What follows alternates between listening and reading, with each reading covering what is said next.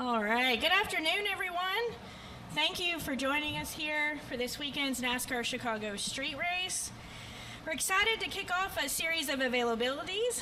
And up first is Erik Jones, driver of the number 43 Toyota for Legacy Motor Club. Erik, thank you for joining us today. To get started, you had a little bit of an exciting morning. Do you want to turn the lights down a little bit? Yeah. It's a little bright. It's like the brightest lights I've ever seen in my life. That's a little better. Hang on, is that better? Yeah. I can unplug them completely. No, that's okay. You had an exciting start to the 4th of July. You were a part of a parade here locally. Tell us a little bit about that and what that was like to have the number 43 in that parade. Yeah, we drove up to Hinsdale, a little bit, I guess, west of here, and we were partnered up. Advent Health is our primary, but they're partnered with UC Chicago Medicine. So they went and did a big parade down there every year, I'd assume, and yeah, it was a huge 4th of July parade. The whole thing, I think, took close to, probably a couple hours to do, but yeah, it was great turnout. Handful of NASCAR fans there, always excited to see the car. We were towing it through there, so it was cool to do something 4th of July themed and have some fun with it.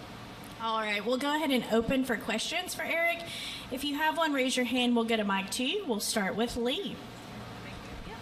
Lee Spencer, Sirius XM NASCAR Radio and catchfronts.com. I was curious about something you mentioned. Is that you or me?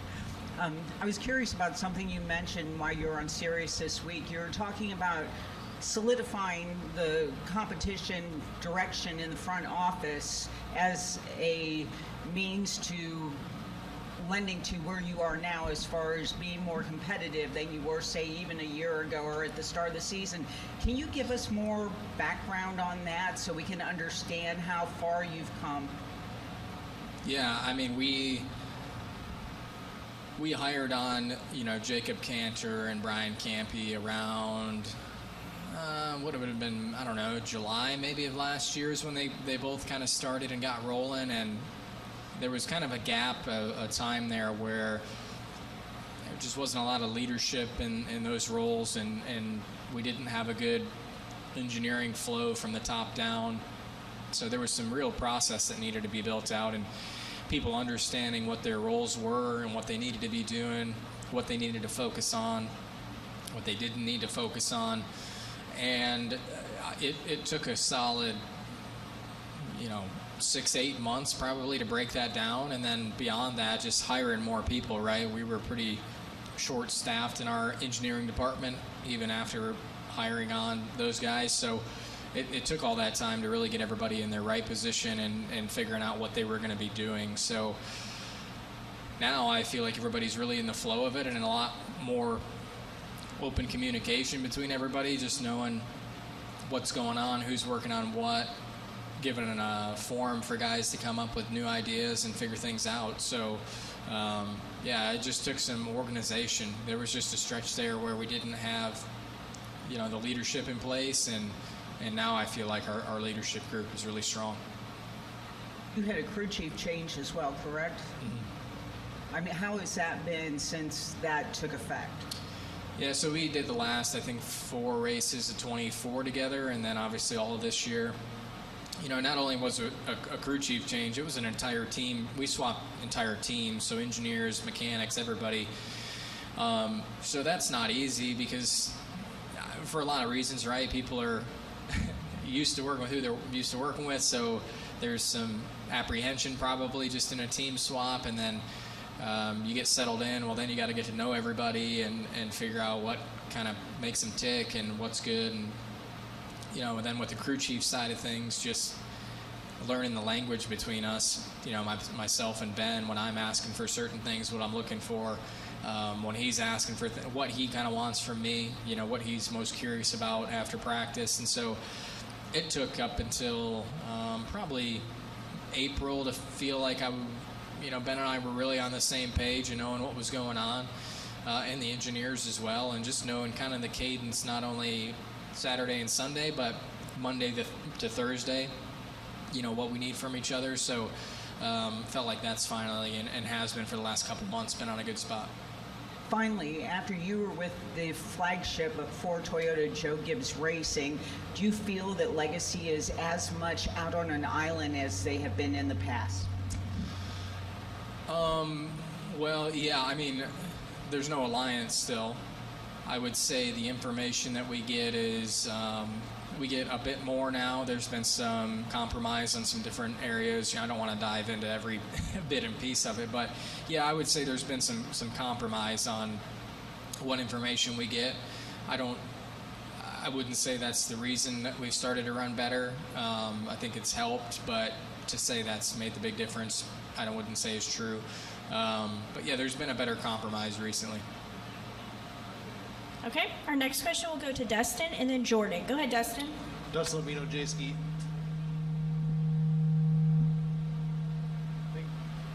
Think we're good. With this recent surge, like, how does the 43 team approach the rest of the regular season? Yeah, I mean, we're kind of in a tough spot, right? We're 39 points out of the playoffs, which is kind of, that's eight really good races. I believe 8 races is what's left. But obviously a win would be great, but I feel like there's a couple of tracks we really have to target hard on what places are that we can win at.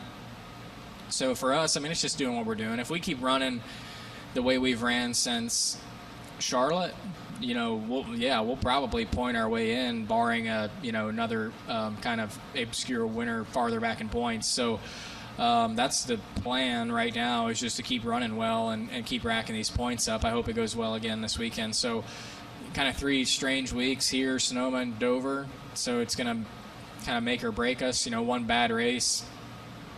Sunday, if we have a race where something goes wrong, we don't score any good points, I mean, it's kind of over, unless a lot of other people have bad races too. So we've been on a great roll, tons of momentum. I mean, it's easy to look at it right now and say it's going to keep going, but you don't know how things ebb and flow. So pointing our way in is number one goal, but we're banking hard on a couple of races that we can win too. All right, Jordan. Easy question, probably maybe not an easy answer. What is that last little bit you feel like you guys are missing to kind of take that next big step? Yeah, we are one good. We're in the magic zone, right? So in racing, I think you're running 30th like we were last year. It's not easy to get better to run top 15 or top 10, but it's a lot easier to get to that point than it is to go from top 10 to top 5 to winning. So this is kind of where that magic starts to happen, and it takes some really good people to find some really minute things in race cars, and then it comes down to the drivers as well, right, and execution and making it happen in the seat. So I wish I could just tell you what that is. I think we're right there, a step away of being up there with the Penske's, JGR's, Hendricks. We're real close to that mark, but it definitely takes some magic, and it's like that in all levels of racing. It always has been, for me at least. You can easily pick up, if you're a half second off, that first 3.5, 4 tenths is easy. That last tenth is pretty hard to find, and so that's kind of where we're sitting right now. But it's going to take both sides, from the race car and from the drivers. You talk about this final stretch to end the regular season. There's 3 road courses: Chicago, Sonoma, Watkins Glen. How do you assess where you guys are at on the road courses and your skill on the road courses? Yeah, I mean, not our strength from any sense of that, but I think it's better. Mexico went a lot better for us. I felt like we had a good car. Strategy kind of derailed us, but the 42 had a great finish.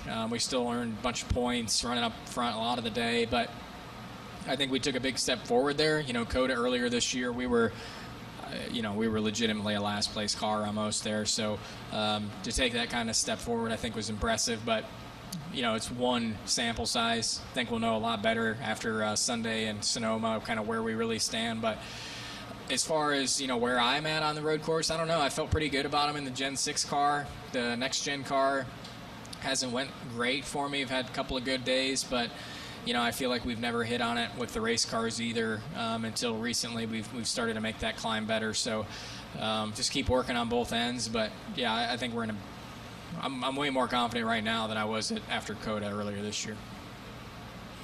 All right, additional questions for Erik? Any final questions? Okay, we'll go to Reed. Reed Spencer with the NASCAR Wire. Having won the first round of the in-season tournament, is it getting more real now that you're chasing the $1 million? And what do you think about your opponent in the second round? Yeah, well, yeah. I mean, making it out of Atlanta was a challenge for anybody. So yeah, well, that's pretty cool. I mean, just to still be in it, right? I mean, half the guys are knocked out, so. I feel good about going up against Ricky. I feel like that's a doable one for us this weekend. Next week, Sonoma is either going to be the 42 or the 9. If it's the 9, that would be a tough one for us. He's probably going to run really well. So either way, though, yeah, it's fun to still be in it, have a shot, just see where it goes. It's been kind of a cool, like I've said, this is just kind of man, you're in just a long stretch of racing right now, and to have something other than the playoff line to focus on, I think is pretty cool for the sport. So fun to follow along, and even when we fall out, or if we fall out, hope we don't, it'll be fun to follow it to the end. All right, any final questions? All right, Erik, thanks so much for spending some time with us. Best of luck this weekend.